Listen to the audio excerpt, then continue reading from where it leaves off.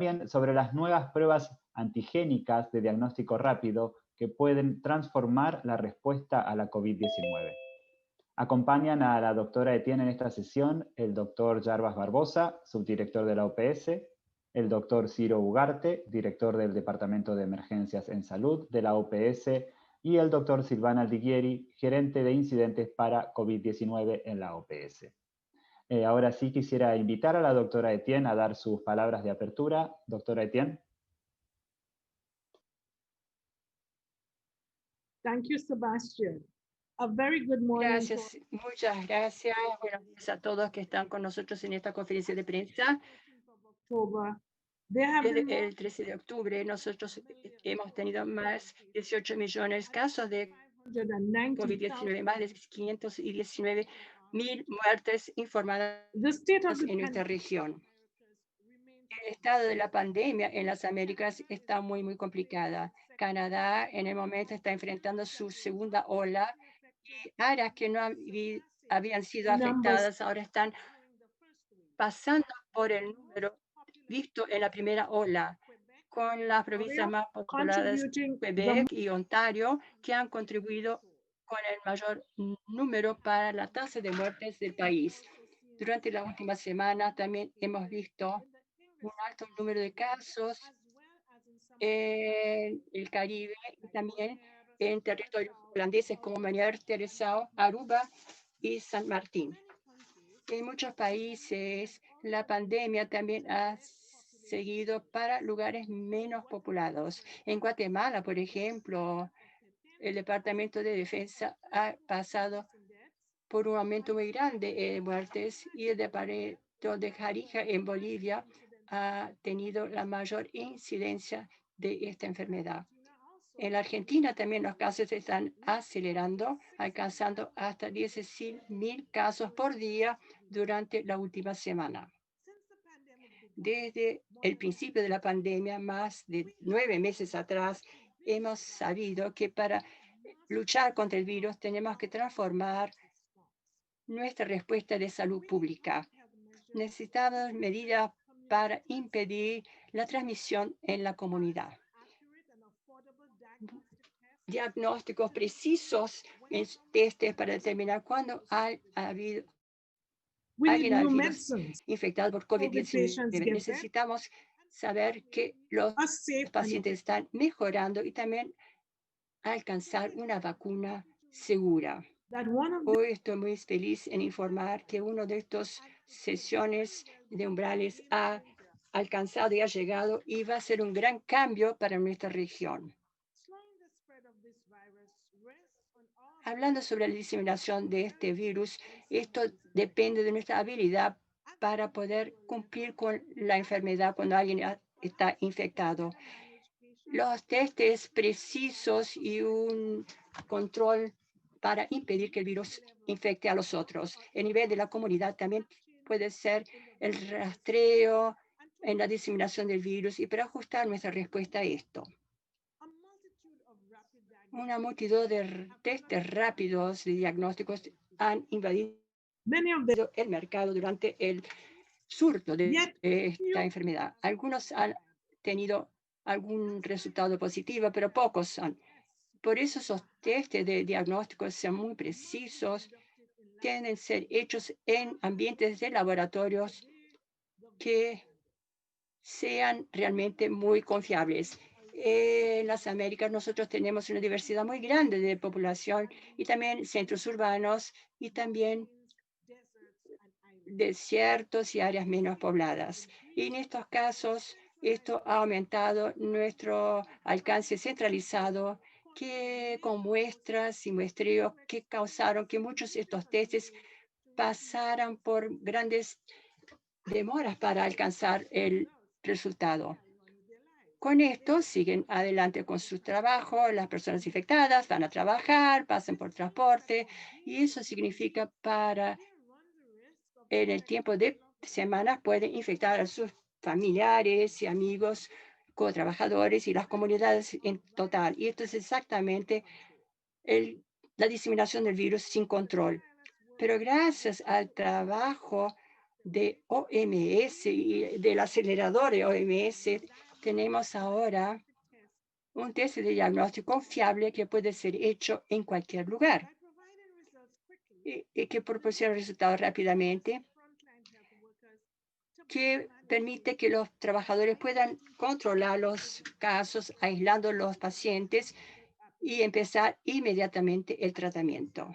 Y proporciona a los cuidadores de la salud, si están trabajando en un hospital, en Buenos Aires o en el Amazonas, por ejemplo, les da el poder hacer el test y el diagnóstico de casos not days. en minutos y no días, con un tercio del costo del PCR tradicional que era hecho en el pasado. Este nuevo diagnóstico, este nuevo medio de diagnóstico permite testar más personas con más rapidez y con más precisión que antes, especialmente en las comunidades que tienen poco acceso a esto, que han sido impactadas de manera desproporcionada por la pandemia. Con este nuevo test va a transformar nuestra respuesta esencial al virus. Hoy en día, el patógeno tiene, OPS tiene en su posesión centenas de millares de estos testes y están disponibles a través del fondo de suministro de pago de OPS, y tenemos realmente una gran cantidad para que tengan acceso a todos los países miembros. A medida que estos testes fueron distribuidos, OPS ha ayudado a que los países puedan implementar nuevos protocolos para ayudar a los trabajadores a que sepan usar el nuevo diagnóstico y sus resultados. También estamos muy animados de anunciar que OPS está haciendo estudios piloto con Ecuador, Salvador, México y Surinam. En el caso del estudio en México, OPS va a colaborar de cercano con el ministro de la Salud y la OMS. Con el apoyo de OMS, nosotros vamos a estar suministrando los testes de diagnóstico gratis, porque estamos mirando muy de cerca cómo están siendo usando los datos recopilados en este estudio. Va a ayudar a los países para poder aprovechar al máximo de estos diagnósticos positivos y precisos. Voy a repetir, realmente creo que este test de diagnóstico rápido puede ser un cambio para la región de las Américas. Les pido a los países miembros que contacten a OPS y lleven los testes a los hospitales y ayuden a las clínicas que están en la lucha contra el virus. Pero es importante también recordar que ninguna innovación única es una panacea. Por eso es muy crítico mantener el camino en todos los aspectos de este control. Tenemos que continuar a seguir las medidas de salud pública para evitar la diseminación del virus, y tenemos que poder testear los casos aislados para impedir nuevas infecciones. Y tenemos que seguir liberar los datos para acciones para impedir cualquier nuevo caso y su diseminación fuera de control. Tenemos que también recordar que la innovación no puede tener impacto si no alcanzan las personas que lo necesitan al máximo. Para capitalizar en el poder de estos nuevos diagnósticos, los países tienen que tenerlos disponibles y accesibles a todos, sin considerar quiénes son, dónde viven, y tenemos que hacer esto para llevarnos más cercanos a nuestros personal de la salud. Muchísimas gracias. Gracias, doctora Etienne. Ya hemos recibido preguntas por correo electrónico y también estamos recibiendo preguntas por el chat. Recuerden escribirnos en el QIA su pregunta con su nombre y su medio de comunicación. Así podemos coordinarnos y organizarlas. Igual que para tomar la palabra en vivo para hacer sus preguntas, les pedimos primero que nos escriban por el QIA para poder organizarnos. La primera pregunta que nos llegaron varias con respecto a las pruebas, al testing, entre ellas de Francisco Morere de Cover News Argentina, y en sí dicen, regarding the new diagnostic test, are there any... Relacionadas con el nuevo test de diagnóstico, ¿alguna limitación con esta tecnología? Estos nuevos test testes van a reponer otros testes que están siendo usados hoy en día. So let me begin by Gracias, saying, Sebastián. De nuevo voy a decir que realmente es muy importante entender que los testes de PCR son y permanecen los mejores testes para COVID-19. Aunque estemos muy animados con la posibilidad o posibilidades que estos nuevos testes pueden proporcionar, es importante también recordar que no deben reemplazar los testes de PCR. Los nuevos testes son tipos de testes de antígenos, o sea, detectan proteínas específicas del virus con los antígenos y puede identificar a alguien que está infectado en el momento con COVID-19.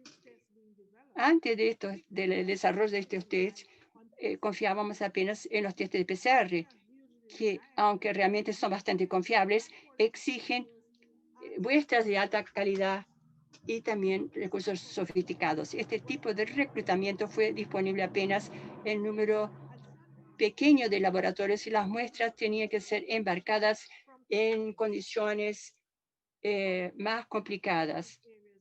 En áreas más remotas en nuestra región, esto significa que puede llevar muchos días para que los resultados estén disponibles. Y también los testes de diagnóstico rápido han intentado juntar estas brechas, pero hasta el momento todos han sido testes de anticuerpos, que son diferentes. Mientras estos testes de anticuerpos aseguran si la persona ha tenido una infección, normalmente tienen resultados negativos al principio de la enfermedad. Esto significa que en vez de aislarse, algunas personas con COVID-19 con el test negativo siguen con su vida normal y potencialmente están infectando a los otros. Esto es con el test de anticuerpos. Pero este test de antígenos no va a reemplazar el otro y no deben hacerlo, pero sin embargo va a permitir para hacer el test para una infección aguda mucho más rápido que en el pasado. Esto permite a los cuidados de la salud estén trabajando en el medio del Amazonas o en un centro urbano que pueden diagnosticar y cuidar de la población inmediatamente, impidiendo que haya la diseminación del virus.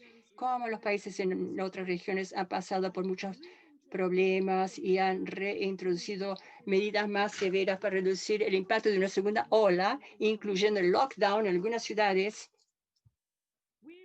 nosotros tenemos que continuar a asegurar que nosotros estamos usando este test de antígenos con este nuevo diagnóstico para ayudarnos a luchar contra el virus y reducir la transmisión en nuestras comunidades. Muchas gracias. Gracias, doctora Etienne. Siguiente pregunta que nos llegó. Estamos recibiendo varias sobre testing, que las haremos también en un ratito. Pregunta que nos llegó de Daniel Collin, periodista de TN23 en Guatemala. Dice que en Guatemala, en varias regiones, se está impulsando la estrategia de inmunidad de rebaño para atender la epidemia de COVID-19. ¿Es viable este tipo de acciones? Pregunta. ¿Y qué consecuencias podría acarrear? Pues se acerca la época fría en donde también se elevan las enfermedades respiratorias, dice. Doctor Barbosa. Gracias por la pregunta.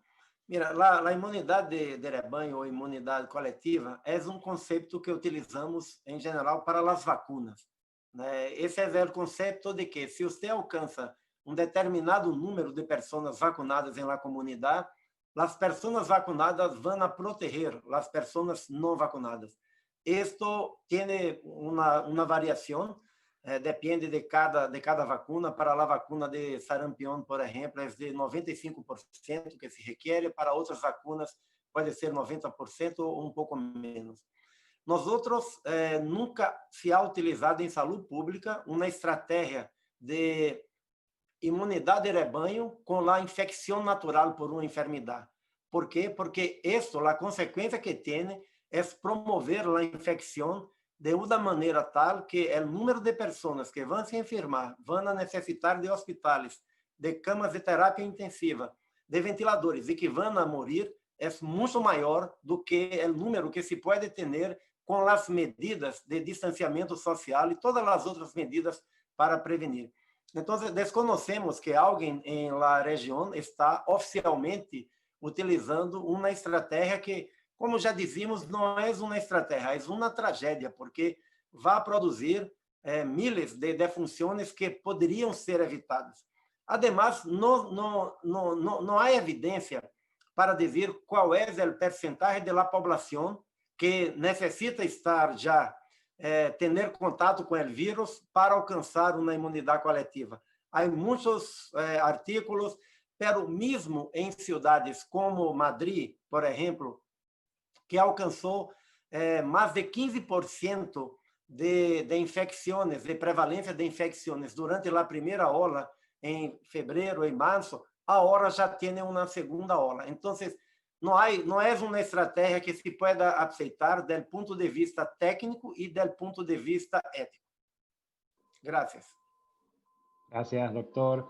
La siguiente pregunta es de Gisela Salomón, de la agencia AP. Pregunta, ¿está preocupada la OPS por los riesgos de contagio en las elecciones de Bolivia? ¿Han estado en contacto con las autoridades y han hecho alguna recomendación específica? Doctor Ugarte. Muchas gracias, Gisela. Sebastián, esta pregunta es importante porque varios países han pasado procesos electorales y otros están organizando procesos electorales. La OPS, desde la oficina regional y desde su oficina en Bolivia, han trabajado, han colaborado con el equipo de Naciones Unidas en el país, el enviado especial del secretario general y también con otros organismos para poder brindar orientaciones específicas a las autoridades nacionales. También la OPS a nivel regional, conjuntamente con la Organización de Estados Americanos, ha elaborado lineamientos para procesos electorales en el contexto del COVID, que han sido publicados y que están siendo aplicados por los grupos de observadores, pero también como apoyo a los organismos nacionales de elecciones. Se han resuelto a través de este mecanismo varias inquietudes que se presentaron en cuanto a las medidas de seguridad en el proceso electoral, y la OPS ha hecho llamados públicos para que la población tome en cuenta las recomendaciones emitidas por las autoridades nacionales, que por supuesto son orientaciones específicas en el proceso electoral de Bolivia. Nos preocupó, sin embargo, ver algunas manifestaciones políticas en donde muchas personas se veían sin mascarillas o sin guardar el distanciamiento, pero en las últimas semanas hemos visto que las personas están siguiendo mejor esas recomendaciones y esperamos que sigan así para el proceso electoral, para las elecciones del 18 de octubre y hasta el mes de noviembre, si es que es en caso que sea necesaria una segunda vuelta de las elecciones. Quisiera resaltar que hay varios otros países en la región de las Américas que están en este mismo proceso y en todos los casos la OPS ha emitido recomendaciones para reducir el riesgo de las personas que participan, pero también para las personas que están apoyando todo el proceso electoral. Estamos hablando de los jurados electorales, de los supervisores, de las Fuerzas Armadas, de la policía y otros elementos que van en apoyo a elecciones. Así que deseamos que la población ejerza su derecho a votar al mismo tiempo que protege su derecho a la salud y la vida. Gracias. Muchas gracias, doctor. La siguiente pregunta nos llegó de Matías Loewi de Medscape en español. Pregunta, ¿esperan en la región un aumento marcado de casos en la población de 20 a 29 años? Dice, hoy en muchos países representan entre el 20 y el 25%. ¿Cuál sería la implicancia más allá de la disminución de la tasa de letalidad? Pregunta. Doctor Aldiguieri. Gracias, muchas gracias por esa pregunta. En la región de las Américas tenemos un mosaico de situaciones epidemiológicas, realmente muchas diferencias entre subregiones. En algunos países sí hemos observado o estamos en este momento observando un incremento de casos en el grupo de edad 20-29 años, pero de generalizar a toda América Latina y el Caribe es un paso diferente. No quiere decir que esa situación aplica o va a aplicar a todos los países. En otras regiones del mundo, como Europa, sí esa tendencia ha sido observada. El ejemplo es Europa durante el verano que acabó de terminar. Pero lo que tenemos que tener claro es que tenemos pirámides demográficas totalmente diferentes entre Europa y Latinoamérica y el Caribe, con una población mucho más joven en nuestra región. Lo que es cierto es que este grupo de edad tiene menos comorbilidades, como diabetes, hipertensión arterial, y lo que implica menos complicaciones a pacientes que van a llegar a servicios de manejo crítico. Pero esa población se mueve más, puede vivir en condiciones de hacinamiento más importante y más que todo en ambientes estudiantiles donde tal vez existen algunas limitaciones en la noción de aplicación con disciplina de las medidas de salud pública.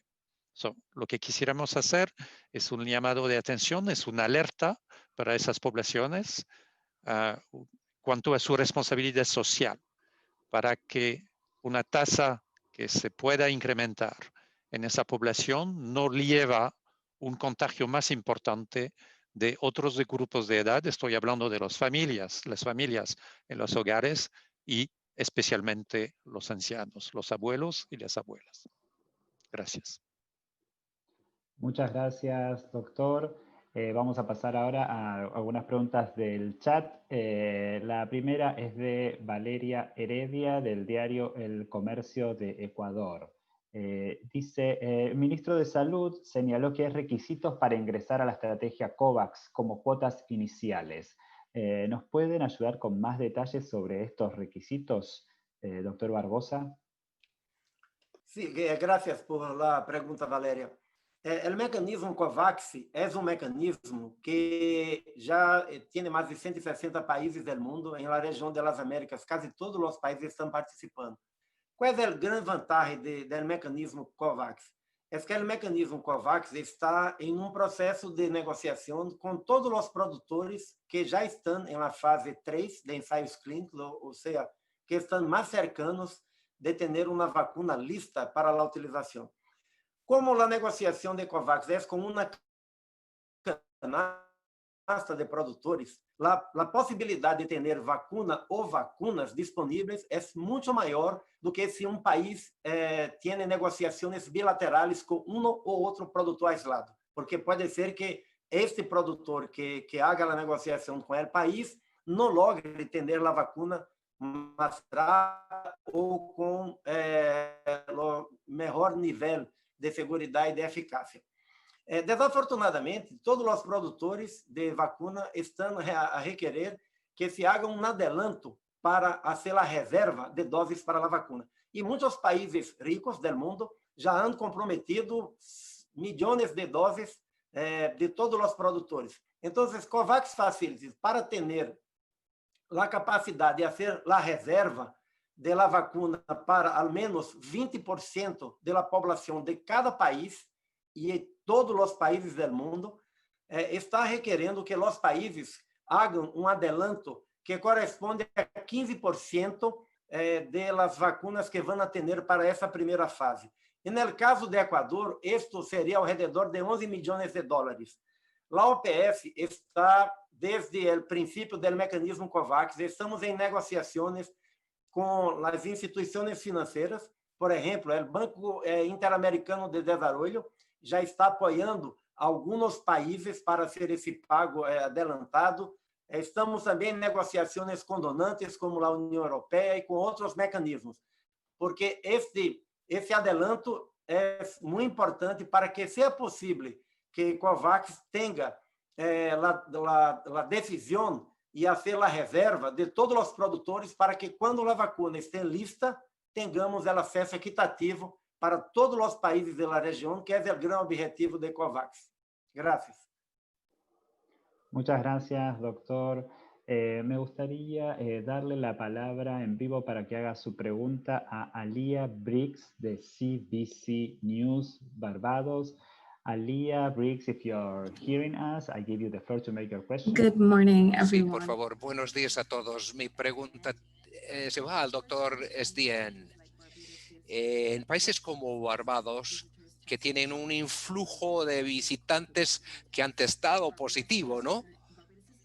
Barbados actualmente tiene algunos protocolos que restringen a algunos países que tienen casos altos de la enfermedad y efectivamente solo pueden salir de la cuarentena después de 5 días tras presentar un resultado negativo. Por lo tanto, los médicos en toda la isla están preocupados que algunos casos con base en falsos negativos o viajeros que han contraído la COVID entre el testeo inicial y el punto de llegada al Barbados. Por lo tanto, mi pregunta es, ¿Barbados y su protocolo de retesteo efectivamente de testeo de visitantes cubrirá el periodo de incubación? Y si, como dijo Ayala, en otros países, ¿qué está haciendo la OPS a nivel de protocolo para viajeros?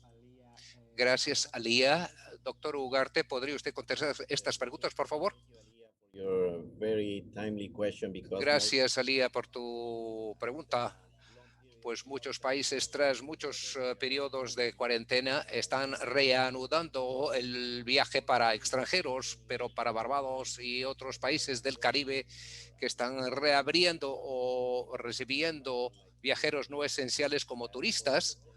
Para todos ellos esto significa aceptar que hay un riesgo y definir el nivel de tolerancia para este riesgo significa que si el riesgo es muy alto, entonces los países pueden considerar quizás seguir con la clausura de las fronteras o sujetando a los viajeros que ingresan que se sometan pues a una cuarentena estricta de 14 días. Sin embargo, el turismo quiere una estancia placentera, ¿no?, en su destino, y el estar en una cuarentena en un país extranjero es improbable que sea algo pues ameno y placentero, a menos que disminuyes, es decir, esté seguro que esto va a impactar el flujo de turistas, ¿no?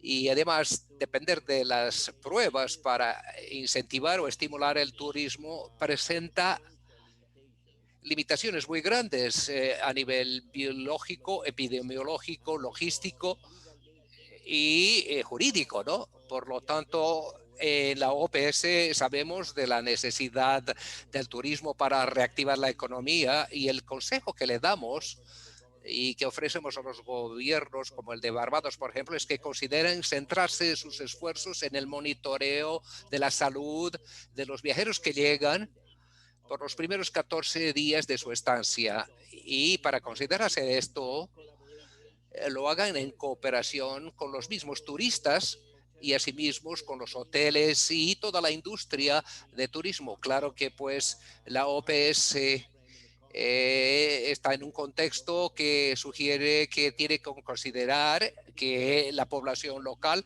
adhiera a estas higienes de higiene y de distanciamiento, porque estas medidas deben ser respetadas en todos los niveles. Asimismo, vemos que al invertir en medidas como, por ejemplo, el testeo o las pruebas, ello crea una falsa sensación de seguridad. Cuando se tiene un test y que te toma pues 5 días antes es muy probable que el testeo o que el resultado del testeo, cuando recibas el resultado, no sea muy preciso. Muchas cosas podrán haber sucedido mientras el inicio del testeo y la recepción del resultado, y podríamos llegar a un agotamiento del recurso. Entendemos, por lo tanto, los desafíos cuando se afrontan con estos tipos de problemas que afectan incluso a la comunidad, ¿no? Que siente incluso que cuando los viajeros están siendo testeados, pero es una sensación falsa de seguridad y no tiene una eficacia a nivel de coste, ¿no? Y bueno, pues también tenemos que estar atentos para la cuestión de la comunicación entre todos los actores. Entonces, lo que se puede decir respecto a Barbados se puede decir a todos los países.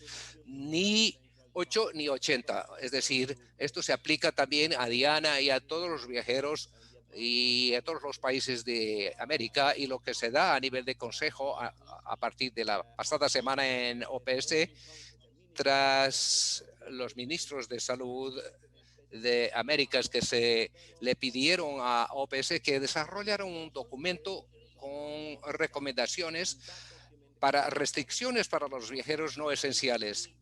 Y esto se utiliza en muchos países y estamos en contacto permanente con distintos gobiernos para efectivamente ajustar sus exigencias para los viajeros, particularmente los extranjeros y los turistas, cuando reabramos la economía. Muchas gracias. Me gustaría darle la palabra ahora a Carmen Pound de Político para que haga su pregunta. Carmen, if you are listening, you have the floor. Yes, thank you so much for taking my question. Sí, gracias por aceptar mi pregunta. Tengo una pregunta para el doctor Etienne respecto a la prueba rápida. Estos 120 millones de pruebas que ha anunciado la OMS que se enviarían a todos los países del mundo, ¿podría hablarnos si hay algún conjunto de productores o si es un productor único? Y cuando se implemente esto, ¿cuándo será? ¿Esto ya ha empezado? ¿Cuándo se espera efectivamente implementar esta distribución? Que lleva en detalle este tema, ¿podría contestar estas preguntas? Sí, cómo no. And I will switch to English. The question was in English, so I will answer the question in English. Cambiaré pues al inglés porque la pregunta fue hecha en inglés. Si esto hace parte del anuncio de la OMS, ¿no?, que se hizo recientemente, y como ya se dijo anteriormente, respecto al doctor Etienne, este es uno de los productos del mecanismo de aceleración para suministrar nuevas herramientas para la lucha contra el virus. La validación de estas pruebas pasa por un proceso muy riguroso con la intervención de la OMS, un organismo que se llama FIND, y a partir de hoy, 2 pruebas han sido validadas, 2 pruebas de 2 fabricantes que han sido validados pues por el centro de la OMS, y lo que se espera es que haya más pruebas y que se validen estas pruebas en lo futuro y que ingresen al mercado y que efectivamente pues tengamos más. Pero actualmente tenemos solamente 2. Y en la región sí, efectivamente, estamos empezando con la implementación de estas pruebas. Estamos pues en nuestros almacenes en Panamá haciendo pruebas para empezar pruebas piloto para 4 países distintos que mencionó el doctor Etienne: El Salvador, Ecuador, Surinam, México.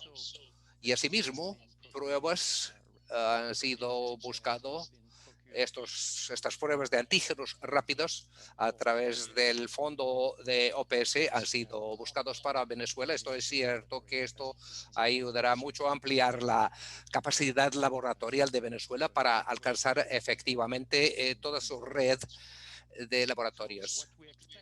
Lo que esperamos, por lo tanto, al expandir un poco más respecto a esta pregunta y las preguntas que tienen los colegas periodistas, es que la OPS tiene pues un inventario, tiene pues pruebas de campo para dar a los países, pero esperamos asimismo que los Estados miembros, intenten comprar estos tests a través de este fondo de la OPS. Por lo tanto, es una combinación de inversiones nacionales y asimismo las donaciones nuestras. Espero que haya contestado las preguntas de la señora periodista.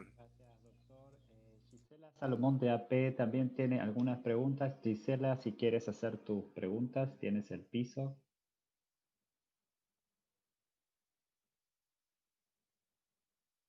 ¿No? Gisela. Sí. Bueno, mi pregunta estaba muy relacionada con la que hicieron recién.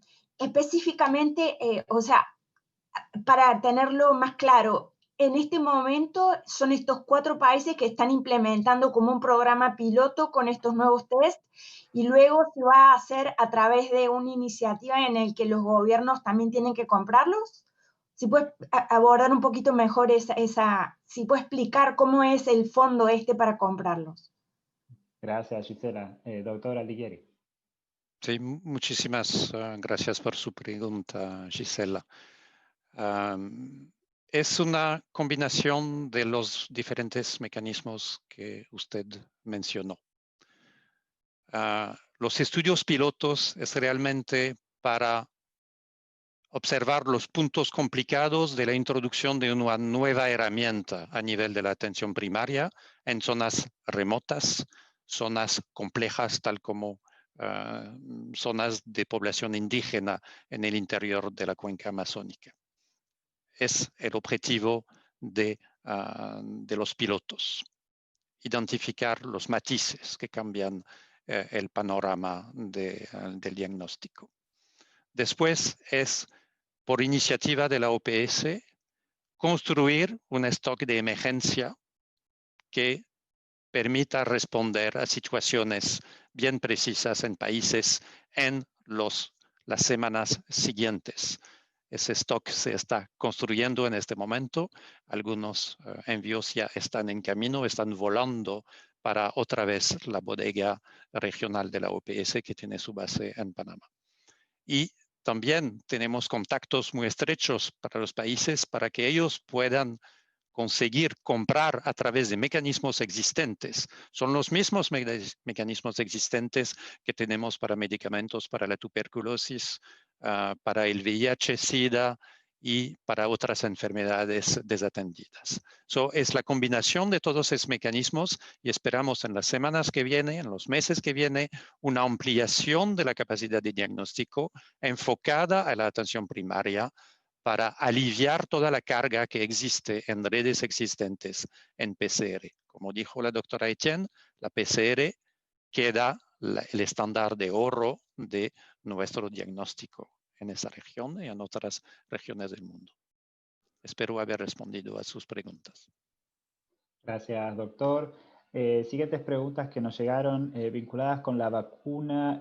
Matías Doewi de Medscape en español preguntó si les preocupa a la OPS que haya candidatos a vacuna que requieran hasta menos 70 grados centígrados para su conservación y cuál es el desafío logístico para su distribución en la región cuando esté disponible. Doctor Barbosa. Gracias por la pregunta. Sí, hay de las 10 vacunas que están en la fase 3, hay una vacuna que tiene una tecnología nueva que utiliza material genético de virus.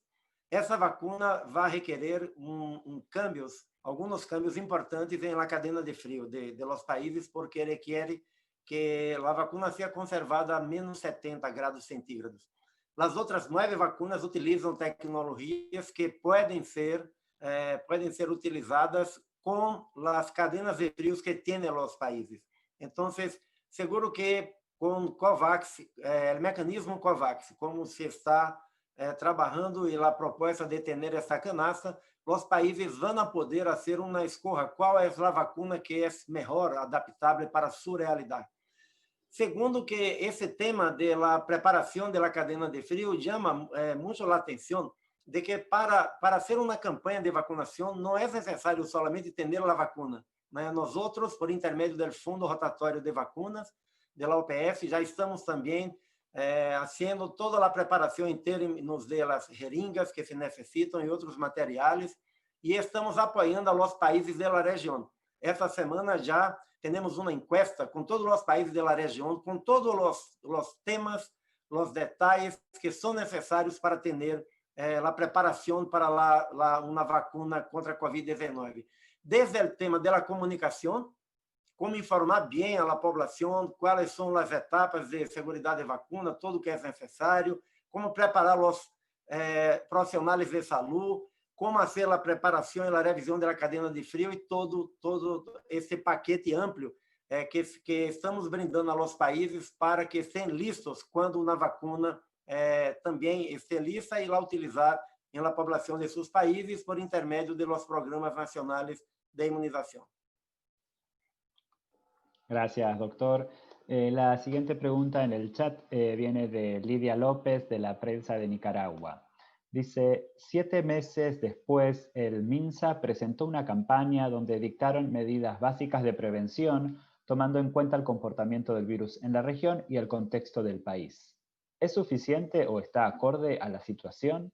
Y también pregunta, ¿la OPS ha tenido respuesta a su petición de obtener un informe completo de la situación de Nicaragua? Doctor Ugarte. Gracias por esa pregunta de Lidia. El gobierno de Nicaragua recientemente ha dictado algunas medidas de protección en muchos sectores que creo que se alinean mejor con las recomendaciones originales de la Organización Panamericana de la Salud y llamamos a toda la población en Nicaragua en seguirlas estrictamente, particularmente en el área de servicio de salud, en colegios, en comercio, en centros laborales y otros.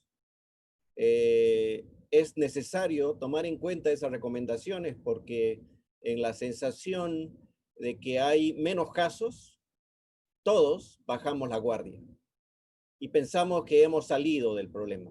La verdad es que la COVID-19 va a estar con nosotros durante largo tiempo y es necesario extremar las medidas, especialmente cuando tenemos esa sensación de que no va a pasar, porque nos va a pasar. Y en ese sentido, nosotros, para poder hacer un análisis más detallado y exhaustivo y poder dar recomendaciones específicas en Nicaragua, necesitamos un informe e información sobre las localidades, el tipo de personas, los tiempos, el número de pruebas, la capacidad de los servicios y muchos otros aspectos que esperemos que el gobierno de Nicaragua envíe, comparta con nosotros o que permita que el equipo de evaluación de apoyo de la OPS pueda ayudarlos en hacer un análisis directo. Gracias. Muchas gracias, doctor. Tenemos varias preguntas más con respecto a testing. Quizás siguen habiendo algunas dudas.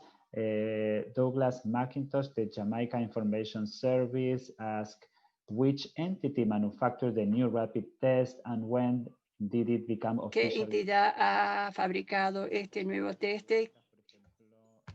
Kevin Arteaga del Carbonero en Venezuela quiere saber si el test nuevo será enviado a Venezuela. Lo mismo en el caso de Paraguay preguntan. Doctor Silván Alighieri.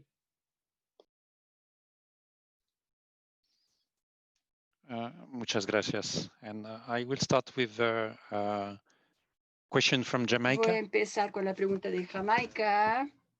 Y 2 fabricantes diferentes están produciendo los 2 testes que han tenido la validación en este momento.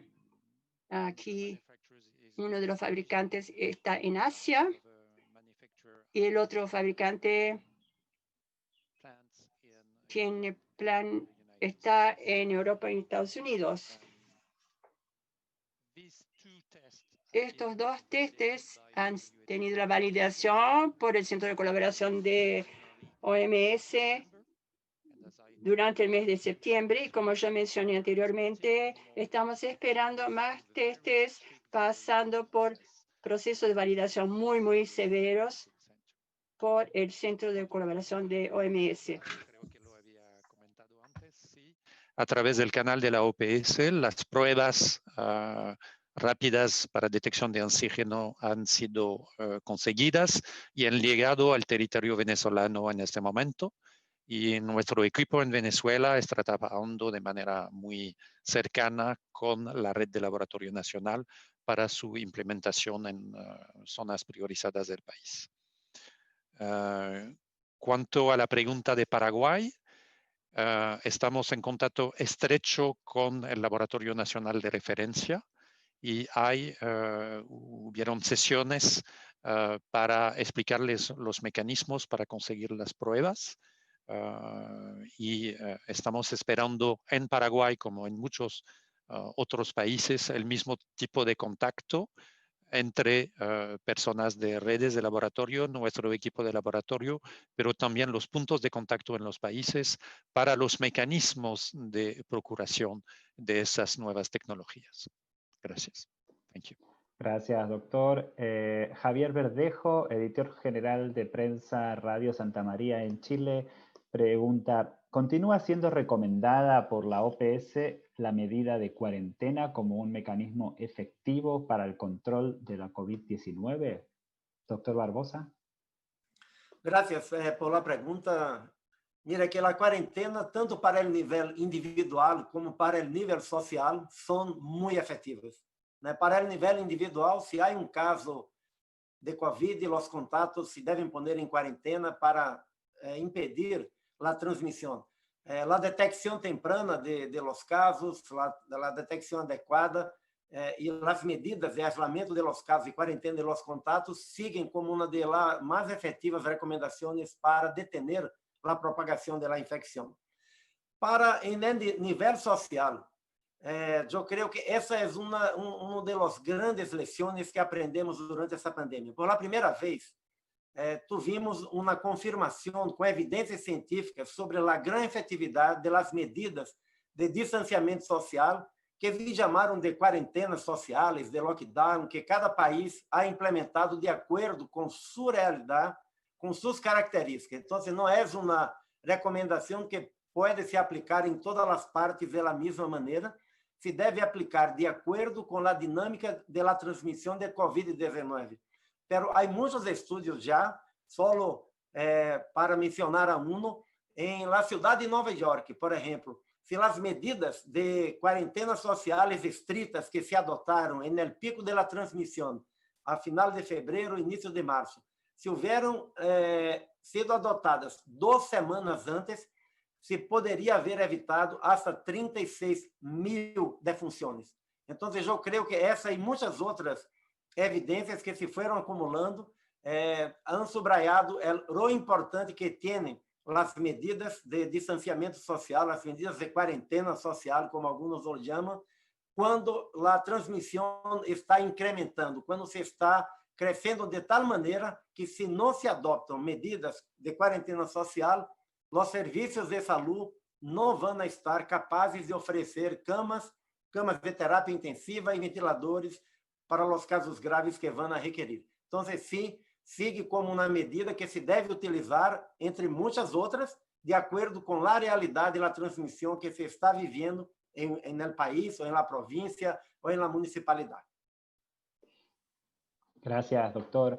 La siguiente pregunta en el chat es de Mariana Souquet, de Efecto Cocuyo en Venezuela. Dice que Venezuela suma 7 meses sin vuelos, con playas cerradas y con una cuarentena intermitente cada semana. Muchos venezolanos siguen varados en el exterior y la restricción de vuelos se extendió un mes más. ¿Qué opinan sobre la prolongación de estas medidas? Doctor Ugarte. Gracias, Sebastián. Como mencioné anteriormente en una pregunta respecto a restablecer los viajes internacionales, se tiene que hacer en función de la capacidad del país y de los riesgos que tiene. En el caso de Venezuela, todos conocemos que la capacidad de los servicios de salud es necesario fortalecerla para poder responder a un incremento sustancial de casos si es que se relajan las medidas de distanciamiento físico. Y en ese sentido, creo que el gobierno está tomando las medidas adecuadas para aplanar la curva. Al mismo tiempo, existe una disminución de la movilidad en Venezuela debido a la escasez de combustible y otros aspectos que también podrían haber contribuido a ese aplanamiento de la curva. En ese sentido, es muy importante que cada país y en cada situación, como en el caso de Venezuela, se haga un análisis de la capacidad de los servicios de salud, de cómo va la transmisión del virus, y entonces en ese sentido se puedan tomar las medidas adecuadas. Quisiera mencionar que hay todavía un lapso muy prolongado entre la toma de muestras de pruebas moleculares y el resultado de esas pruebas, que es aproximadamente 2 semanas.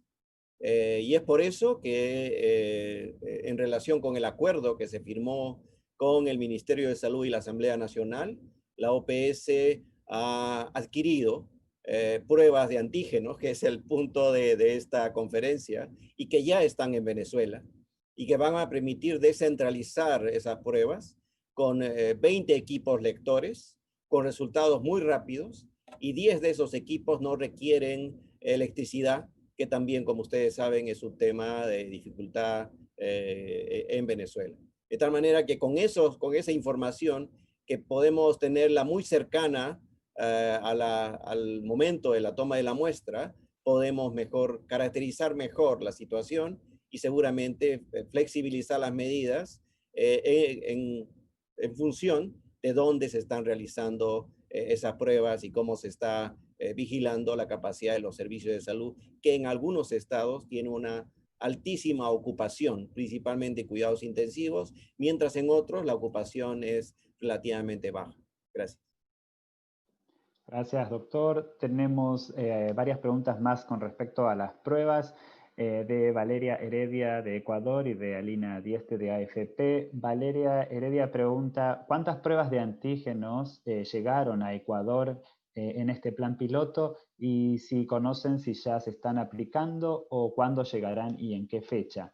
Y Alina Dieste de AFP dice que la doctora Etienne mencionó en sus palabras que una multitud de pruebas rápidas inundaron el mercado desde el inicio de la pandemia, pero que sin embargo muchas eran confiables. Entonces pregunta cómo esta nueva prueba diagnóstica es diferente de las anteriores que están en el mercado y por qué estas son confiables. Doctor Aldiguieri.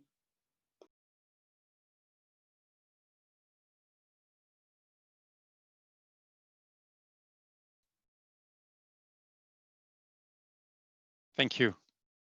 Gracias por las dos preguntas. Creo que tengo que responder la pregunta luego en inglés, pero tengo que responder en español. Voy a responder en español para las dos preguntas, empezando por la pregunta de la colega de Ecuador. No, las pruebas no llegaron a Ecuador todavía. Las pruebas para Ecuador llegaron a nuestra bodega OPS con base en Panamá. Lo importante en Ecuador es de mencionar que se está trabajando de manera muy cerca con las autoridades y la red de laboratorio para implementar en 7 áreas prioritarias de Ecuador.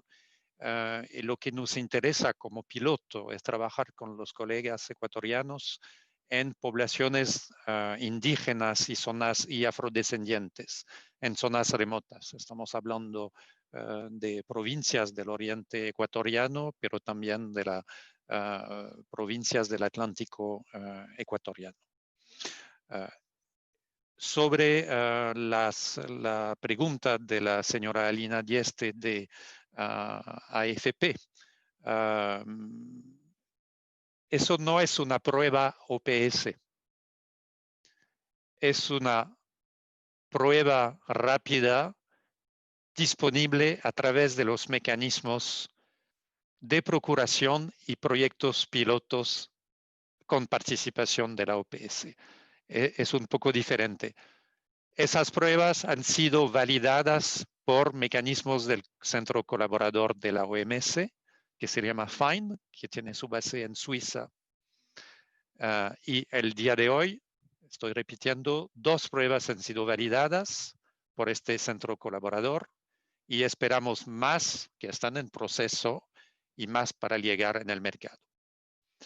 Después, en los puntos de la doctora Etienne, se hace la diferencia entre pruebas rápidas que han llegado por chorros en detección de anticuerpos, pruebas de sangre, un pinchazo del dedo. Esas pruebas no han sido recomendadas para la OPS, por la OPS, con el uso que han recibido en nuestros países.